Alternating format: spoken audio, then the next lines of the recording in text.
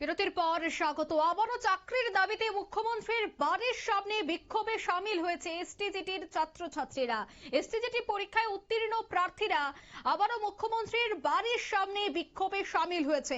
তাদের অভিযোগ, বহুদিন যাবত তাদের চাকরির বিষয়টা নিয়ে কেন কোনো ধরনের কথা বলছে না রাজ্য সরকার। বহুদিন হয়ে গেছে, এখনো পর্যন্ত কেন নিয়োগ করা হচ্ছে না।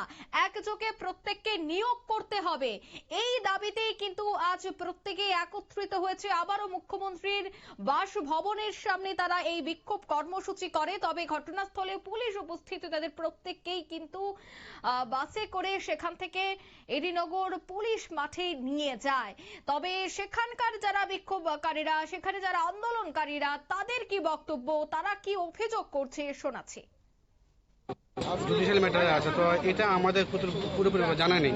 প্রথমত কথা, যেটা কোন ম্যাটারে কোন জায়গায় কি আছে কোর্টের, আমরা তো জানি শুধু এইটুকু যে আমরা 3 বছর হয়ে আসছে, আমরা তো কোনো নোটিফিকেশন আউট করিনি, রেজাল্ট পাবলিশ করিনি। আমরা যে ডিমান্ডটা ছিল বা যে রিকোয়েস্টগুলো ছিল বা আবেদন ছিল সিএম স্যারের কাছে, যাতে যতজন কোয়ালিফাইড ক্যান্ডিডেট সবাইকে রিক্রুট করে এবং নোটিফিকেশন আউট করে রেজাল্ট পাবলিশ করে। আমরা বড় দেখেছি মিডিয়ার মাধ্যমে বা পত্রিকার মাধ্যমে তারা পোস্ট ইনক্রিজ করবে। পোস্ট যদি ইনক্রিজ করা হয়, সেটা সবার জন্য করা হয়, যতজন কোয়ালিফাইড ক্যান্ডিডেট আছে, এসসি হোক এসটি হোক কেউ হোক, যদি কোয়ালিফাইড করে থাকে তারা যেন সবাই জন্য পায়। কিন্তু এখন যদি তারা বলে যে কিছু পোস্ট বাড়িয়ে যোগ্যতা নিরিখে সবাইকে নিয়োগ করা হয়, তাহলে আমরা বলতে পারি এখানে যদি পোস্ট ইনক্রিজ করা হয়, এখানে সবই যোগ্য যারা কোয়ালিফাইড করেছে, তো সবাইকে যেন দেওয়া হয় যারা কোয়ালিফাইড করেছে। পোস্ট অনেক খালি পড়ে আছে, ফাইন্যান্স অভাব নেই। তো এখন শুধু মুখ্যমন্ত্রী স্যারের মানবিক দৃষ্টিভঙ্গির অভাব। উনি যদি মানবিক দৃষ্টিভঙ্গি দেখে, এবং আবার আপনাদের বলে রাখি, পূর্বতন যে শিক্ষামন্ত্রী ছিল, ওনাকে আমরা বারংবার গিয়েছিলাম এসব বিষয় নিয়ে।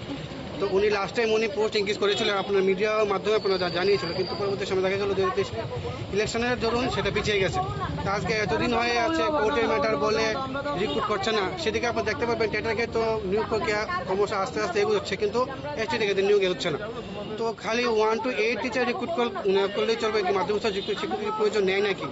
আমরা বিগত সময় বহুবার এসেছি, আমরা আজকে এসেছি, আমরা আগামী সময় আসবো, যতক্ষণ মধ্যে এই প্রবলেম সলিউশন না হয়। আমরা বরাবরভাবে সিএম স্যারের কাছে এই মানবিক আবেদন রাখছি, যাতে উনি মানবিক দৃষ্টিভঙ্গি দেখে এবং মাধ্যমিক স্তরে যে শিক্ষক পদটা আছে সেটা নির্বাচনে যতজন কোয়ালিফাইড ক্যান্ডিডেট আছে এসটিতে সবাই যেন শিক্ষক পদে নিয়োগ করে।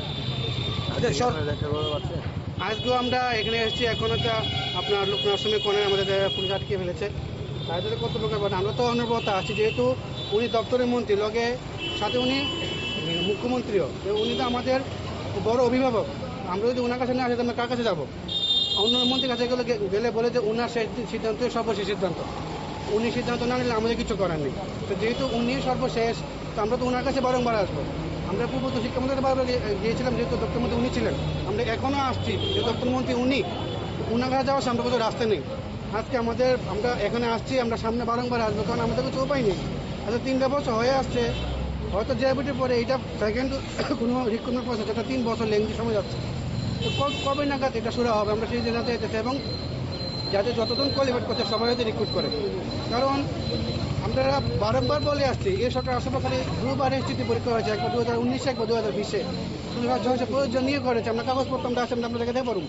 তো 625 জন যেহেতু শিক্ষক সম্পদে মেটানো যাবে না, আমরা যতজন কোয়ালিফাইড, এবার যতজন 12 হোক 13 হোক 15 যতজন কোয়ালিফাইড, পোস্ট অনেক পরে আছে, 8 এর দেখা যাচ্ছে পোস্ট অনেক পরে আছে, তাদের আপনারা শুনলেন তাদের অভিযোগ। নিয়োগের দাবিতেই তারা আজ বিক্ষোভ কর্মসূচিতে অংশগ্রহণ করেছে। প্রায় 3 বছর যাবৎ তারা এই চাকরির দাবিতে অনড়। 3 বছর যাবৎ তাদের নিয়োগ প্রক্রিয়া বন্ধ হয়ে পড়েছে। তবে কেন রাজ্যের শিক্ষামন্ত্রী তথা মুখ্যমন্ত্রী এই বিষয়টা নিয়ে কোনো ধরনের সিদ্ধান্ত গ্রহণ করছে না, কেন নিয়োগ করা হচ্ছে না, সেই দাবি জানিয়ে কিন্তু আজ মুখ্যমন্ত্রীর বাড়ির সামনে আবারও বিক্ষোভ কর্মসূচিতে দেখা গেছে চাকরি প্রার্থীদের।